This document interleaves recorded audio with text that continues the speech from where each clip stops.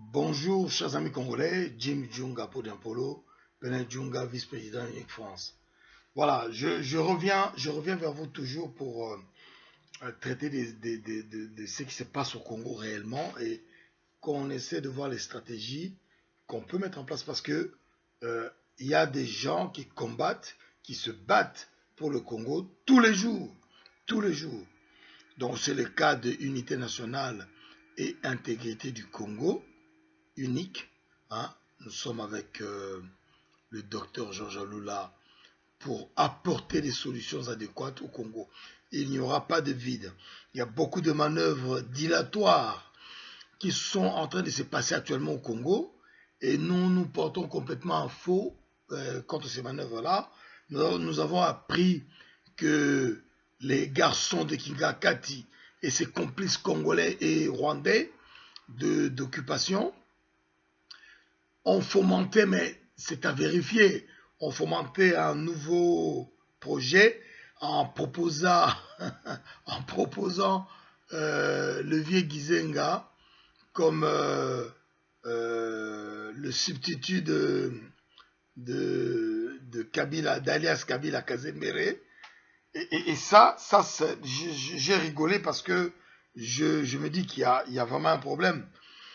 Donc, on essaie de faire des stratégies du genre, on prend les gens qui ont une sorte de reconnaissance du peuple congolais par rapport à l'histoire.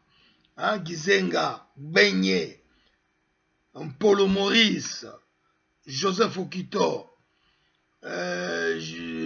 Finan, Fataki, je peux citer encore beaucoup d'autres. Jason Sendoué était avec Patrice Lumumba en 60. Et Gizeng était parmi ceux qui ont pris les armes avec les Benyens, les Moulélé, pour aller, pour combattre l'impérialisme au Congo. Est-ce que vous comprenez ça? C'est tout ce poids de cette histoire-là que, si cette chose-là s'avère être une vérité, que M. Gizenga va trahir lui aussi le Congolais en permettant aux Rwandais et leurs complices congolais qui occupent le Congo d'utiliser son nom pour tromper le peuple congolais encore et maintenir l'occupation de quelque manière que ce soit. C'est une information qu'il faut vérifier, mais on a eu le son comme ça, mais c'est une information qu'il faut vérifier. Et s'il s'avère que c'est vrai, ben, on combattra ça avec la dernière fermeté, hein, vraiment avec toute la rigueur et toute la vigueur possible. Mais sinon, je pense que M. Antoine Gizenga a quand même suffisamment de respect pour ce qu'il est, a suffisamment de respect pour toute l'histoire congolaise dans laquelle il est. Il a suffisamment de respect pour lui-même, pour ne pas aller dans les aventures de cette sorte-là. Mais vous savez, l'argent peut beaucoup. Mais je ne vous ai rien confirmé. J'ai donné cette information-là pour dire que nous sommes tous en train de la vérifier. S'il s'avère que c'est vrai, ben on va combattre ça. Si c'est faux, ben voilà, hein, on aura quand même essayé de vous donner l'information. Et donc, vous voyez, il y a beaucoup de manœuvres, c'est-à-dire qu'on a utilisé tout le monde là-bas. Hein, à Kinshasa, au Congo, on a utilisé tout le monde. On est parti en Javal avec tout un groupe là-bas qu'on a complètement usé. Kabila. Quand je dis on, c'est Kabila Kazembere, hein, Kanambe Kazembere, alias Kabila, qui a utilisé tout le monde.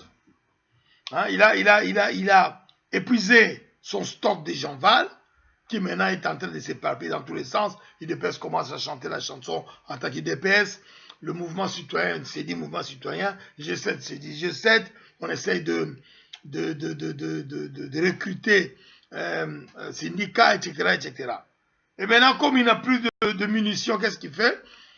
Kanambe Kazembere va chercher, d'après ce qu'on nous dit là, qu'il faut vérifier, Gizenga. C'est-à-dire dans une autre stratégie où on prend quelqu'un qui a une image, une certaine image dans la tête des Congolais par rapport à notre histoire, hein, un des pères de l'indépendance. Non, on va prendre ce monsieur et lui demander d'accepter de se salir.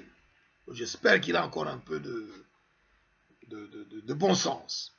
Voilà. Autre chose, c'est que y a une constatation qui est quand même terrible, parce que nous combattons et nous essayons d'aller de l'avant en apportant des solutions aux Congolais. Et là, nous nous rendons compte que Michael Sharp et Saïda Catalan, les deux experts onusiens qui ont été assassinés au mois de mars 2017 au Congo, nous le savons, par le corps expéditionnaire rwandais envoyé par Paul Kagame et Kanambe Kazembere. Ces gens-là, ce corps expéditionnaire rwandais était habillé en tenue militaire congolais. Ce sont ces gens qui ont exécuté ces deux experts onusiens, Michael Sharp et Saïda Catalan. Et au niveau de l'ONU, on le sait parfaitement que c'est Kabila, Kagame qui ont décidé d'exécuter ces gens-là. Ces deux experts onusiens. Je suis un peu... J'essaie de trouver un mot, mais je ne l'ai pas encore trouvé. Une commission de l'ONU des Nations Unies a pointé, je lis le texte, une commission des Nations Unies a pointé l'inexpérience et la trop grande témérité de Michael Sharp et Saïda Catalan. L'inexpérience et la trop grande témérité des victimes. Donc, j'ai deux lectures là. L'ONU n'ose pas enquêter de manière profonde sur l'assassinat de ces experts qui, au Congo, organisé par Paul Kagame et Kanambe Kazembere, alias Kabila. Pour quelle raison Kazembere, Kabila et Paul Kagame sont plus puissants, plus forts que l'ONU? Oui, il faut craindre. Pour quelle raison? Hein? On dit, ces gens-là n'ont pas d'expérience et ils étaient téméraires. Téméraires, ça veut dire qu'ils sont allés foutre le nez là où il ne fallait pas. Inexpérience, c'est-à-dire que l'ONU a sciemment envoyé des experts inexpérimentés pour qu'ils aillent, qu'ils aient trop peur et qu'ils reviennent vite fait sans rien faire. Voilà la lecture qu'on peut faire par rapport au rapport de cette commission-là. Résumé. Vous vous rendez compte des experts onusiens qu'on a envoyés pour aller enquêter sur la mort des dizaines de milliers de Congolais dans le Kasaï occidental. Paul Kagame décide d'exécuter ces gens-là avec Kazembere alias Kabila, en envoyant un corps expéditionnaire spécial habillé en tenue de militaires congolais. C'était des Rwandais. Et l'ONU a toutes ces informations-là, mais l'ONU ne veut pas en parler. L'ONU dit non, les gars étaient trop inexpérimentés, et puis c'était trop téméraire. Mais où va le monde là? Si l'ONU, sur des choses, sur des points aussi gravissimes, a un langage aussi fleuri de bêtises, c'est qu'il y a un problème. Il y a un problème assez grave. C'est que je ne sais pas si je peux dire qu'il y a un complot qui est derrière le Congo aujourd'hui, dans lequel l'ONU est partie prenante, parce que il faut que je comprenne. Comment voulez-vous que deux experts onusiens soient tués? On nous dit qu'ils étaient trop, excusez-moi, qu'ils étaient trop téméraires et ils étaient inexpérimentés.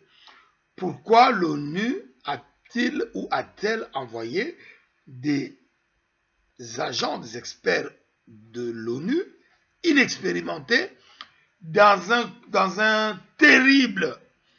une terrible situation d'agression du Congo qui se passe depuis 20 ans,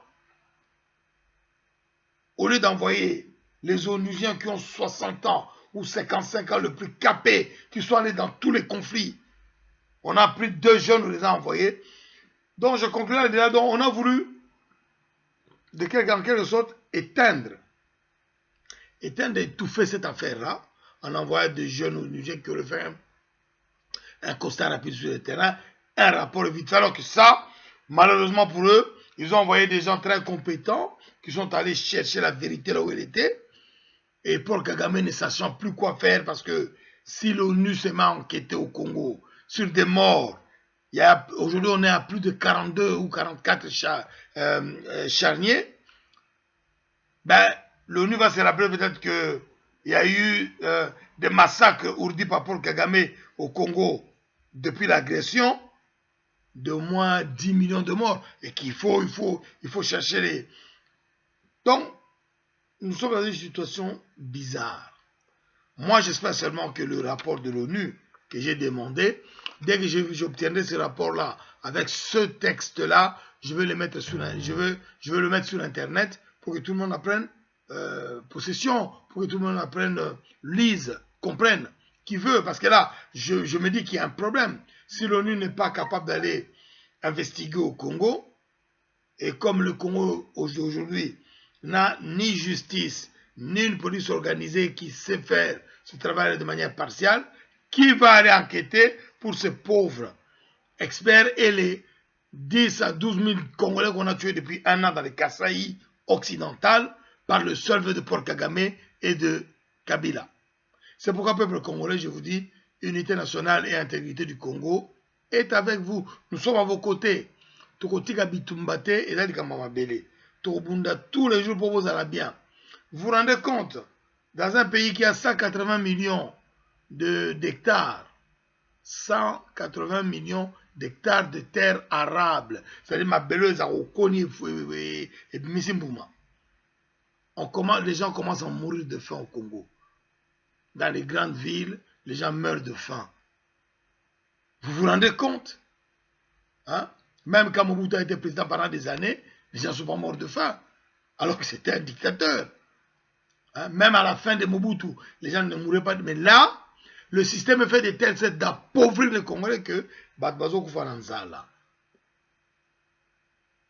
Bon, quel est le site internet www.u, tout en majuscule, u-n-i-c,